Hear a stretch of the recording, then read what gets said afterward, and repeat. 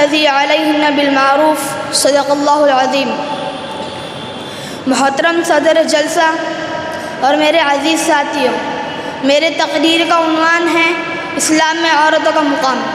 حضرات، آج سے 1400 سال پیچھے چلے جائیں جب لڑکیوں کو زندہ دفن کرنا فخر کی بات سمجھی جاتی تھی، جب عورتوں کو صرف عیش کا ایک سامان سمجھا جاتا تھا، جب عرب کا جاہل معاشرہ عورتوں کو صرف رنگ محفل سمجھتا تھا، جب ماؤں بہنوں کی عزت خاک میں ملائی جا رہی تھی، جب یورپ میں ابھی اس بات پر تحقیق جاری تھی کہ عورت بھی انسان ہوتی ہے یا نہیں، ایسے خوفناک ماحول میں ایک نبی آتے ہیں، اسلام کا پیغام لاتے ہیں، کائنات کے لیے محبت کا پیغام لاتے ہیں، جو رحمت ہی رحمت تھے، شفقت ہی شفقت تھے۔ وہ ظالم معاشرے کے خلاف یک و تنہا کھڑے ہو جاتے ہیں اور پوری طاقت کے ساتھ اعلان کرتے ہیں، لوگوں، عورتوں پر ظلم ستم بند کرو، وہ بھی تمہاری طرح ایک انسان ہے۔ استوصوا بالنساء خیرا، عورتوں کے ساتھ بھلائی کا معاملہ کرو۔ وَلَهُنَّ مِثْلُ الَّذِي عَلَيْهِنَّ بِالْمَعْرُوفِ، مردوں کی طرح عورتوں کی بھی کچھ حقوق ہے۔ یہ آواز کیا آئی، ہر طرف کلیاں کھل اٹھی، بہاروں پر بہار آ گئی۔ آج معصوم کلیوں کو جینے کا حق مل گیا۔ ننھی گڑیا جنہیں دفن کرنا ایک فیشن تھا، اب ایک گناہ سمجھا جانے لگا۔ آپ نے عورتوں کے اتنے حقوق بیان کیے کہ حجۃ الوداع سے لے کر اپنی وفات تک اس کا بار بار تذکرہ فرماتے رہے۔ مردوں کو عورتوں کا محافظ بنا دیا، ان کے حقوق کا نگراں بنا دیا، اور ایسے اصول بنائے کہ رہتی دنیا تک اس کی مثال نہیں لائی جا سکتی۔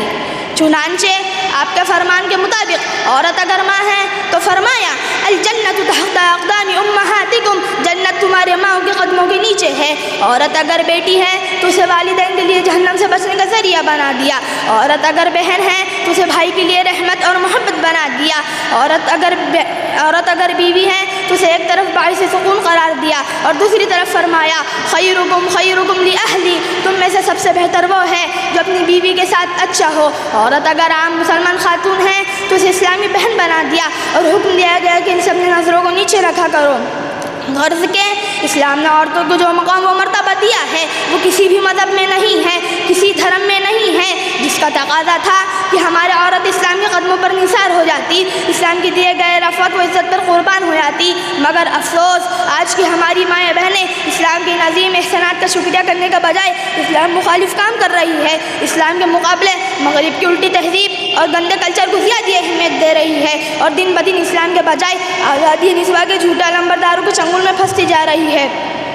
میں ان تمام ماں بہنوں سے پوچھنا چاہتا ہوں کہ بتاؤ، وہ تمام لوگ جو عورتوں کی آزادی کی باتیں کرتے ہیں، ہر کام میں، ہر آفس میں، ہر بزنس کی لائنوں میں عورتوں کی حصہ داری کی باتیں کرتے ہیں، پردے کو عورت کی آزادی کے خلاف سمجھتے ہیں، شوہر کی اطاعت کے ساتھ گھر میں رہنے کو قید خانے سے تصور قرار دیتے ہیں، بچوں کی تربیت کے لیے گھر میں رہنے کو ظلم گردانتے ہیں۔ آخر ان لوگوں نے عورتوں کے حقوق کے لیے کیا کام کیا ہے؟ میری بہنوں، حقیقت یہ ہے کہ ان نام نہاد آزادی کے دعوے داروں کو عورتوں کی عزت و آزادی سے کوئی مطلب نہیں، بلکہ ان کا مقصد تھا دنیا میں عریانیت پھیلانا، جس میں وہ کامیاب ہو گئے۔ ان کا مقصد تھا عورت چراغ خانے سے چراغ محفل بنے، یہ مقصد بھی پورا ہو گیا۔